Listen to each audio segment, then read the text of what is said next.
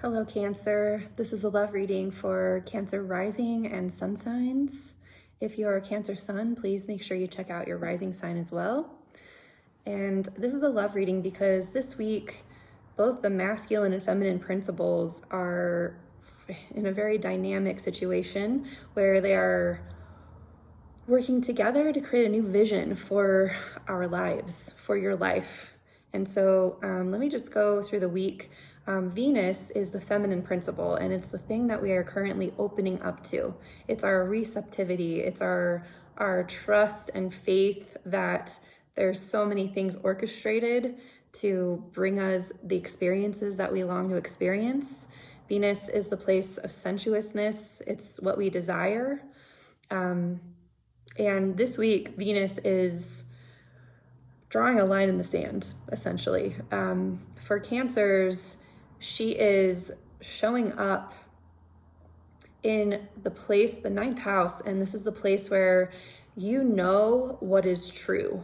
There are some things this is a felt experience for you with Venus here. There's something that you feel is true. It might not be mental for you. It might not make a lot of sense, but she knows and she feels it, and she's been dreaming this, and she has a vision for it, and she's finally getting in touch with that vision. It may have been clouded for her for a very long time, but she desires certain things for her life, and all of the past, she has not really allowed herself to really have that vision. And now this week, she's drawing a line in the sand, and she's saying, I'm setting a new standard. There's enough of the old way, enough of what I used to feel was true for me, what I used to live my life principles on, all of that, I'm not doing that anymore. Cancer, you are now cultivating a totally different way of relating to your day-to-day life. You're letting go of some things, some relationship you had with yourself that was happening every single day on a mundane level, having to do maybe with your health, maybe having to do with just the thoughts you were thinking. This is in your house of your personal temple. So there was something about your personal temple that you're drawing a line and you're pulling down the pillars. And what you are constructing instead, the other side of the line, has to do with a spiritual relationship with yourself, with your own divinity. There's something you may have, this is a love reading, and it's like everything you thought about love before this, it was like pale in comparison to the type of love that you are desiring for your life right now. And it's divine, and it's whole, and it's all inclusive of you. There's no part of you that it leaves out.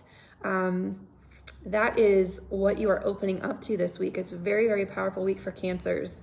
And with that line being drawn, we also have the sun crossing over your ninth house of what is ultimately true now. And what's crazy is when you open up to letting go of the old way that you cared for yourself, or the old way that you related to yourself on a day-to-day level, when you let that go and you open up to this new spiritual experience of your love, you are going to see divine truths from that as the sun crosses Neptune on Wednesday and Thursday.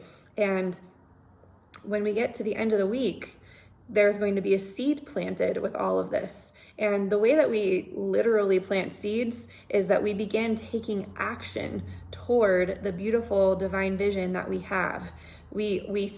Mars is moving through your 12th house. And so this would be prioritizing your spiritual relationship, prioritizing like special time for you to be alone with yourself, alone with your true nature, alone with your personal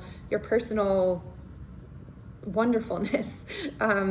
This could have been a challenge for Cancers, because Cancers are often very nurturing for other people. And I would say that line that you drew has to do with really, really recognizing that this nature of being very nurturing has actually stifled the way that you nurture yourself and the way that you care for yourself in your own temple. And now that you've drawn this line, you're seeing how important it is that everyone else is nurtured as a byproduct of you actually giving yourself all of that nurturing and love that you truly desire, that you truly require and deserve and must receive. So Cancer's beautiful energy. Just to speak more into the masculine principle, that is going to be the way that you behave in accordance with the new vision that you have for prioritizing a spiritual sort of essence to your love and relationships now. So be sure that you restructure your life in a way. Your 12th house means that there may be a lot of things that you're putting to an end, that you're just closing the chapter on.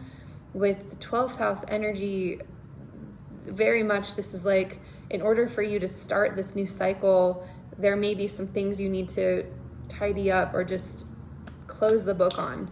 And so you're doing that, like, wow, for the next 2 months, this is going to be like, wow, recognizing this behavior needs to end, and this behavior needs to end, and this behavior needs to end. So, I had said in the earlier March reading that you're saying hell yes and hell no to certain things. You might actually be saying hell no a lot more, and only saying hell yes to things that really, really nourish your soul and your personal relationship with a new type of divine love. So beautiful reading for you, Cancer. I'm also going to be just pulling a card. I'm using the Tarot of Sexual Magic cards for the readings today, and they're quite racy. they're very sensual cards. Since it's a love reading and I'm wanting to highlight Venus's nature, making sure that the seeds that we plant on this new moon on Saturday include some form of sensual, human, embodied, juicy, desiring experiences, because that's the energy that actually manifests everything. So having a strong desire and even sexual longing for more in your life is actually going to bring the juice necessary to get that seed planted really deeply and let it grow into a really fulfilling manifestation in your life. So just looking for a card that sticks out for Cancer, for love, for this week of March 8th to the 14th. Here we go. Oh, this is crazy. This is the card I actually pulled for Gemini as well. And I shuffled these cards. This is just bananas to me, actually. So this is the card I pulled for Gemini. This is the 10 of Pentacles. And as you can see, the feminine principle is reclined, eyes closed, fully luxuriating in just the sensuousness of who she is. She's pretty unaware of that masculine principle that's holding space for her to just indulge, to just have whatever experience she wants to have right now.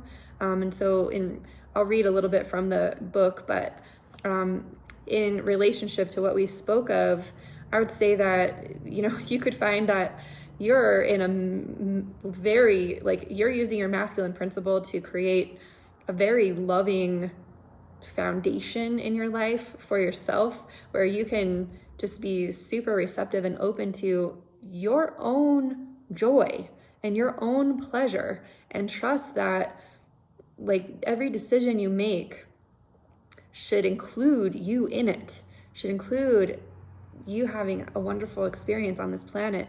So I'm going to go ahead and read the information for this card. I believe it's called the Mirror, the Magic of the Mirror, but it's Pentacles. When a moment. Pentacles. Okay, number 10 of Pentacles, desire, the magic of the mirror. Vanity is the soul of love. You must love yourself to let yourself be loved, and you must love yourself before you can love another. So, man, this week, there's a line being drawn for you where it's there can be no self-sacrifice anymore. That sacrifice means that you're sacrificing the amount of love that you can actually give another. So don't sacrifice your love for yourself. Make sure you put yourself first. Let it be divine. Let it be sensuous and amazing. And I just hope for the best for you, Cancer. If you found this video valuable, please share it with other Cancers, and also be sure to watch your rising sign if you're a Cancer sun. I will see you another time. Please like this video and comment if you feel compelled to. Thank you.